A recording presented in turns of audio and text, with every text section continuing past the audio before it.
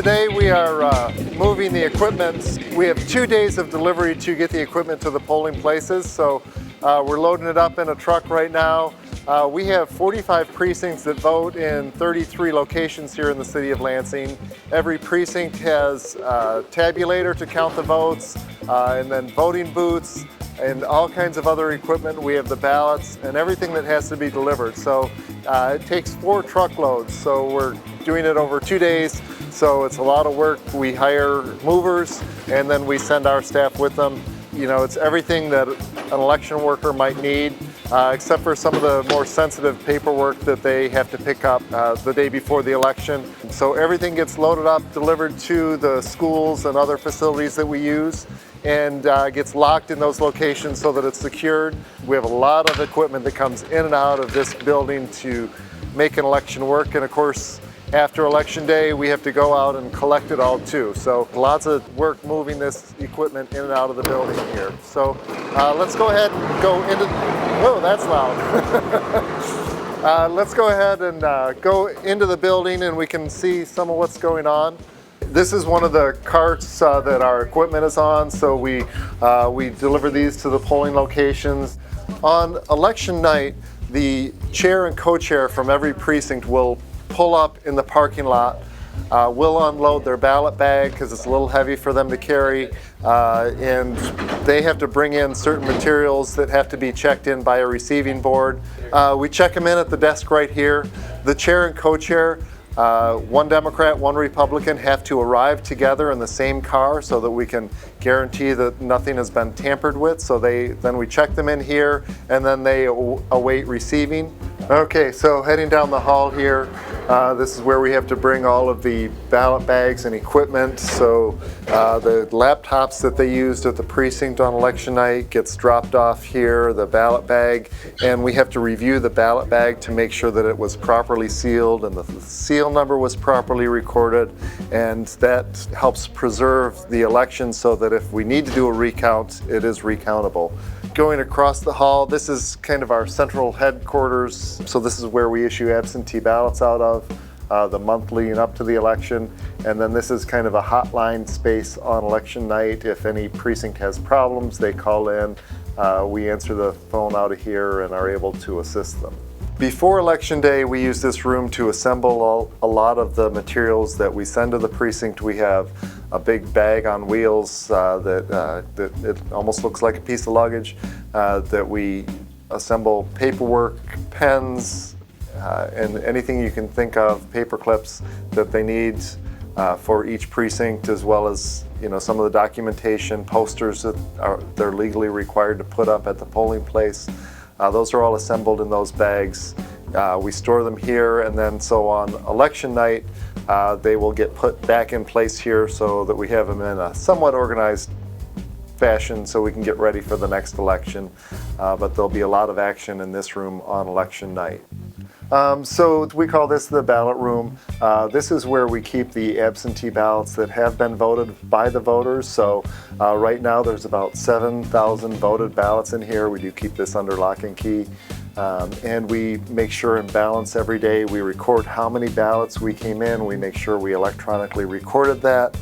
So there's a lot of tracking, and we've had a lot of ballots coming in the last couple of days, so we're a little bit behind on getting them sorted by precinct, but that will have to be done by election day. On election morning, the absent voter counting board will work with these ballots. They will open every ballot and count it through a high-speed processor that we have.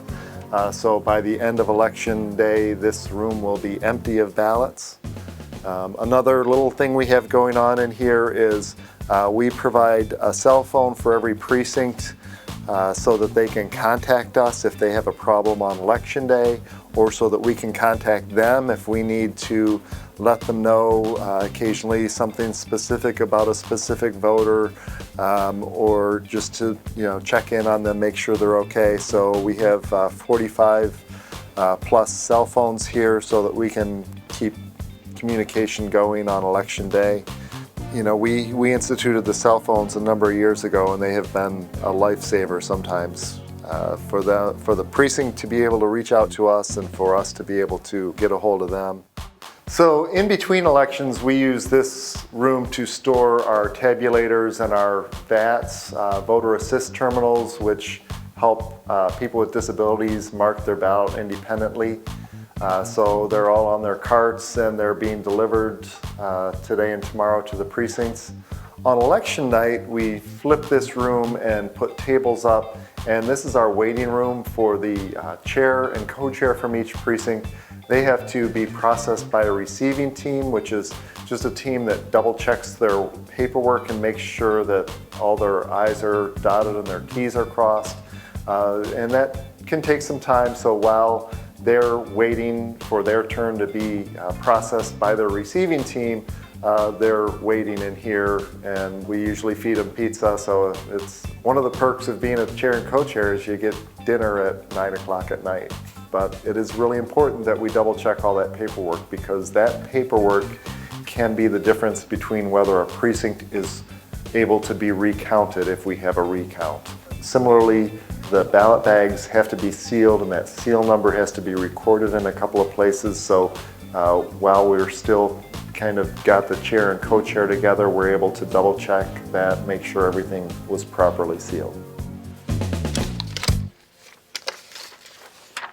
6 days to go. All right, so this is our supply room where we keep everything from I voted stickers that the voters love to have on election day, to the envelopes that we have to put certain materials in. So if a voter messes up their ballot and gets a new ballot on election day, we have to put it in this envelope, and then after the election it has to be sealed. So before the election, you know, we're grabbing stuff out of here, packing up the black supply bags that we showed you earlier. On election night, you know, it's inevitable that we missed something out of some bag, or we need an extra, or something got broken, so we're always running in here to grab additional supplies. And you know, as I mentioned, there are things, posters that we put up, so you know, all kinds of things. One of the things that we instituted a number of years ago was what we call super chairs, and those are, we have about a dozen of them that they oversee a certain number of precincts in the city, and they're actually in their car, they're driving around, so they can help troubleshoot. They're people that have been given extra training, but also because they're driving around, if somebody is missing something or is running low on something, they can come back here and grab additional supplies. So, you know, they might come back and maybe they're out at a precinct, they didn't get enough pens, or maybe the pens that they had, somebody had left the caps off of them and they're all dry. So they can run back here, get extra supplies, more I voted stickers, you know, any number of things. This is our large receiving room. On election day, these tables will be lowered to sitting height, and what will happen is on one side of the table we'll have the receiving board, which is always made up of one Democrat and one Republican, and then on the other side will be the chair and the co-chair, and again, always one Democrat, one Republican, and the receiving board is just checking over the paperwork that the precinct chair and co-chair brought in, making sure that it's all accurate. There's a way for the chair and co-chair to make remarks or comments about different situations, so they're reading those to make sure that they're understandable. We also have what's called a ballot summary that has to be filled out and has to be accurate. They have to have that sheet that explains how every ballot was used, and that has to balance out. That's one of the key security measures, is keeping track of how many ballots were given to a precinct and how many are done. As a security measure, the reports that they do have to be separated into 3 separate envelopes.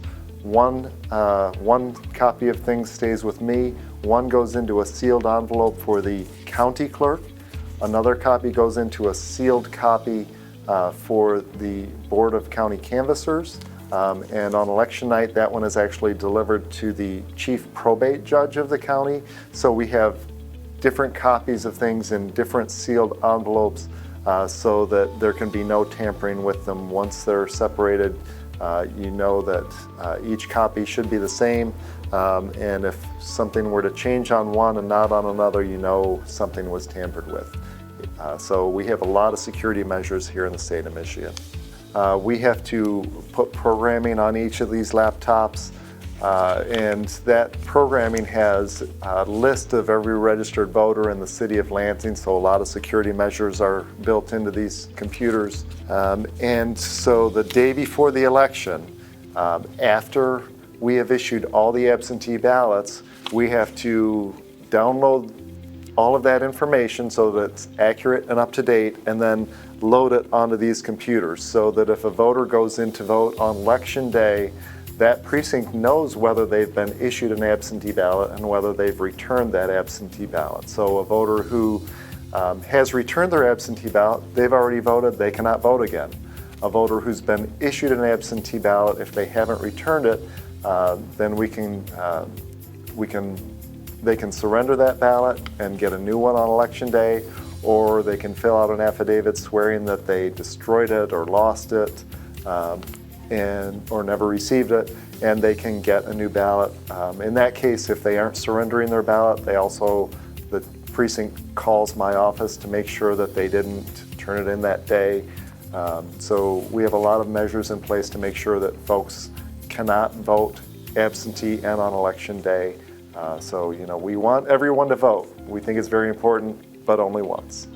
So one thing I do want to mention about these laptops that we use is that they are not connected to the internet. So we download the information from our computer, and we use a secure thumb drive to place that information on these computers, but that does contain voter information on it, and these are put out in the precincts, so the Wi-Fi is turned off and the election workers don't have the ability to turn that back on, and they are not connected to any networks at all, so the voter information is protected. On election night, we will have, this is my office here at South Washington. We will have 3 people who are responsible for printing off reports. So what happens is, at the precincts, those laptops record who's voted, and the remarks report and the ballot summary that I mentioned before. Those are stored on the computer, and we don't want to pay for a printer at every polling place, so they bring that information on a thumb drive. So I'll have 3 teams of people here to print off the copies of that so that the receiving board can review that material. So I've got 2 high-speed copiers here that will be just humming on election night to get that material printed out as quickly as possible and in the hands of the receiving team so that they can review the materials. We also upload the voter returns to the county clerk. So we have a laptop that is provided by the county clerk that is connected through a virtual private network, and the results from the tabulators, which are on a separate drive, we upload that data to the county so that they can accumulate the results. So every precinct and the tabulators have a backup, so each one has 2 drives. We upload one of those, and then if there was a problem, we would have a secondary one as a backup. But that information is all uploaded, so the results are accumulated at the county level. And then once the county has accumulated all of its results, then they report that to the state level. This year, Lansing is one of 3 cities in Michigan that will be piloting, along with the Brennan Center for Justice and the Michigan Bureau of Elections. We will be piloting a post-election audit that will look at actual ballots and help verify the results. So, we have multiple steps to make sure that the results that were reported on election night are the accurate results. This is our super chair map. This is a map of the city, and these little stickies are just figuring out which super chairs are going to be covering which precincts and polling locations. Some of our super chairs have different strengths, so we try and combine them. If one is better with computers, we want to make sure that we've got at least one person that's really good with computers in each super chair team, so that they can assist with the precincts with any kind of problem they have. But they are in separate cars, so they're dealing with separate issues, so we just try and have a multiple solutions approach. All right, so this is the room where we process the absentee ballots at the final step. This has got the high-speed scanner and the computer that goes along with it. Again, another computer that is not connected to the internet at all. So the high-speed scanner is designed to process up to 80 ballots a minute, but because of the physical size of the ballots that we're using in this election, it's a little bit slower than that. We have 10,000 ballots to process, and we are not allowed by law to start processing them until 8 o'clock election morning. We hope to be done close to 8, but every time a voter makes a mark that doesn't fill in the oval enough, and the machine considers it to be ambiguous and can't tell whether the voter meant to make a mark or not, it stops the whole process. We have to take that ballot aside and review it. Ballot misread. Check for the sides. Yes. Look at the box. Or is there any cuts, anything? No. So there's a lot of stops and starts. It's not just like the machine just runs through its ballots per minute. Every time there's some kind of a problem, it has to stop so the human being can review that. Ambiguous 6. Where's the ambiguity? Oh, nope, found it. It's a little circle right there. Little circle where? Little circle in the bottom and the middle. Oh, okay. In this room, again, we have a Republican and a Democrat running the machine at all times so that we have that accountability. Another one of our security measures that's in place. But there's a lot of steps before the ballot gets in here to be processed, so I'll go over those in the next room where that occurs. This is where the absentee ballots end up. And then actually as they're going, each batch of ballots they're going to put right into the ballot bag where that ballot is going to be secured and stored for 30 days after the certification of the election, and then we actually keep the ballots for federal elections for 22 months. So we do have evidence of what happened, and we have all of that information.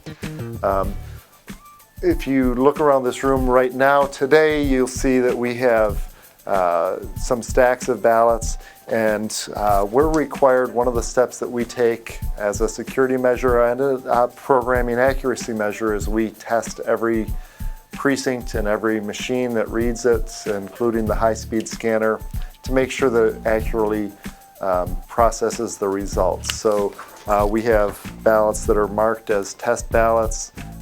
We have certain things that we have to test. For example, we have to test that if you vote for too many candidates, that it doesn't count as any vote for any candidate, and just various other things. And we have to make sure that that the results in our test deck, every candidate gets a different number of votes, and that has to be a predetermined number. So I have to, before I run it through, know that candidate X is supposed to get 2 votes, candidate Y is supposed to get 3 votes, candidate Z is supposed to get 4 votes. And then I have to put it through the tabulator and make sure that those are the results that I got. So if they aren't the results, either I marked my ballots wrong, so that's the first thing I check, and if I marked my ballots right and that's not the result that I'm getting, then the programming was wrong on the machine. So every machine for every precinct is tested before every election. That's called the private test, where we test every machine. We also, and we publish a notice of this in the newspaper, we do a public test. So the Election Commission for the City of Lansing has an open meeting where anyone from the public is allowed to come and witness us running those test ballots through the machine. So this is our training room. We have about 600 election workers for the city of Lansing, and each one of them is required to go through training so that they understand how the process works and key points of the Michigan election law that they have to administer. You can see right now there's laptops on the table, so we're set up right now for a training for the election workers who run the laptop. Depending on what kind of training we're doing, we may or may not have the laptops out. And then we have stations set up on the other side of the room so that we can take particularly new workers through how a precinct might look on election day and just give them a little bit of a hands-on look at how elections work. It's always difficult to train people because election day is so different.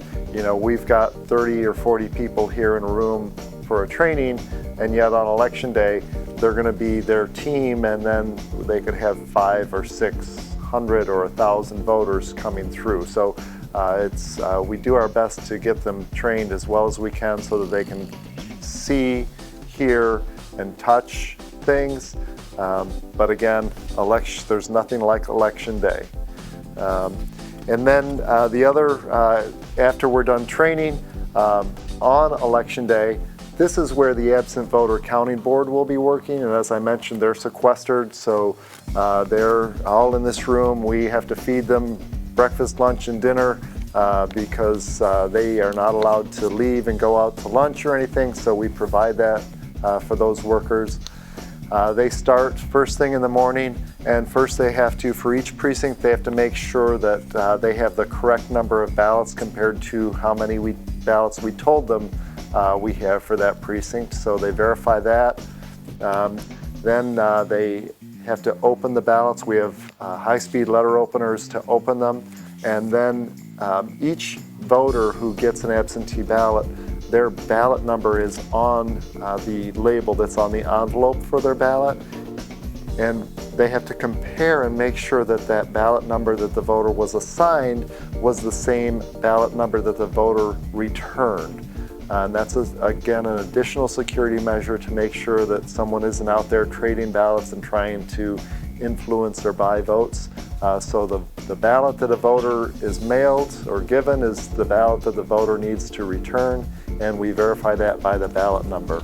So then they separate the envelope that has the voter's name on it from the ballot before they open the ballot up so that they can see it.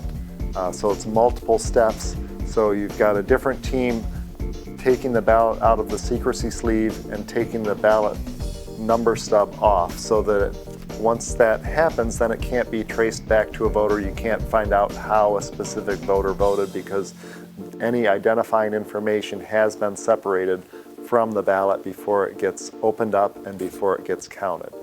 So then we've got 10,000 ballots we've got to get through. It's going to take a long time, but we will get through it, and they'll just keep working all day long. So as soon as they have one precinct done, that precinct will go to the high-speed tabulator and they'll start processing it through. They probably will be working beyond 8 o'clock. Voters are allowed to turn their absentee ballot in up until 8 o'clock election night. So maybe the voter turned their ballot in at City Hall at 8 o'clock and this team still has to process them. So a voter might turn their ballot in at 8 o'clock at City Hall. We have to get that ballot here and process it. So it does take time for all that to get done. This team stays until all of the work is done, and there's a lot of work to do, but they're a good team, and they just plug right through the day. So these are the ballot bags. These are sealed, ready to go out, and the ballot bags by law have to be certified by the Board of County Canvassers, so they have a label on them proving that they're certified every 4 years, so they make sure that there's no way to get a ballot in or out of this without it being evident. And then when the election night is over, at the precinct they will reseal it, and they'll actually have a certificate on it that will have the seal number that they seal it with, and then it has to be sealed in a way that it can't be opened. So these are specifically designed by our vendors for ballots, so that they can be sealed in a way that It can't be opened unless you know it's open. And again, the seal numbers, the seals are issued by the state of Michigan for state elections, and we have a certificate, so we verify that the seal that was used is on the certificate, that's signed by the election workers, and then that's also written in the paperwork that the receiving board reviews. So we've got that verified signed seal number in multiple places so that someone can't tamper with it and change that seal number, so that we know that the ballots after the election have not been tampered with. Hi. Hello. Over in the corner we have some of our voting booths. These are actually probably as old as I am. They're left over with from when we used to use punch card ballots, but they're still usable, so we're still using them. And then we have several newer types, so we're always getting new ones, but you know, the ones that we still have, we keep using. These red and white ones are specifically adjustable height ones, so that they're for people with disabilities, so that they can be adjusted to a wheelchair height, so that a voter with disability that's in a wheelchair could just wheel up to it and sit down, stay in their wheelchair and mark their ballot. But you know, another voter who just needs a chair could sit down in it. If they're an older voter or tired or whatever, could sit down and use one of these. But we make sure we have one ADA accessible voting booth in every polling location. Since we've got one of these, I don't think I mentioned this earlier, this is called Speed Pack. We're using this for the delivery, so everything for a precinct or polling location will go in this. All the ballot bag, the voting booths, so that we can quickly get in and out and deliver the things. We didn't have these for the last election, and delivery took a long time, so we got these, and it's speeding things up quite a bit. All right, so this is our record room. We have to store a lot of these materials for a long time. These are the ballots from the past couple of elections. For a federal election, we have to store the ballots for 22 months. They're under lighter security than what I showed you with the other ballot bags, so we are able to transfer them to these canvas bags that are sealed and labeled. But again, we have to keep those for 22 months for any federal election, which is every even year, August and November, there's federal offices on the election. So that's the length of time we have to keep those. For other elections, like a city election, we only have to keep the ballots for 30 days after the vote is certified. So we don't have any previous city election ballots. Those are just destroyed after each election. And then we have shelves full of other materials that we have to keep. Any application to vote, which includes the application to vote that a voter fills out on election day or an absentee ballot application, we have to keep those for 6 years after the election. And then there are some other materials like the list of election workers and materials related to that that we have to keep for 2 years after the election. So we have shelves here of things organized by what year we can get rid of it, what month we can get rid of it. One of the things that we have to keep is for every voter, we print off what's called a master card that has a lot of their information, a lot of personal information, including date of birth and their signature. We have to keep those for 5 years after the voter is no longer registered to vote. So as a voter maybe moves out of the city or passes away or for whatever reason is no longer registered, we would pull their MasterCard, store it here, and it has to stay here for 5 years. And then anything that has confidential information on it, we make sure is destroyed in a way that protects the confidentiality of that voter. But we have a lot of materials that we store for quite a long time. All right, so that's a tour of our facility here at 2500 South Washington. And as you can see, we put a lot of work into every election, and we think every election counts, whether it's a presidential election, a gubernatorial election, a mayoral election, no matter what it is. We take every election very seriously, and we encourage everybody to get out and vote. It's a lot of work for us, but it's well worth it because it's our democracy. So I encourage you to get out and vote.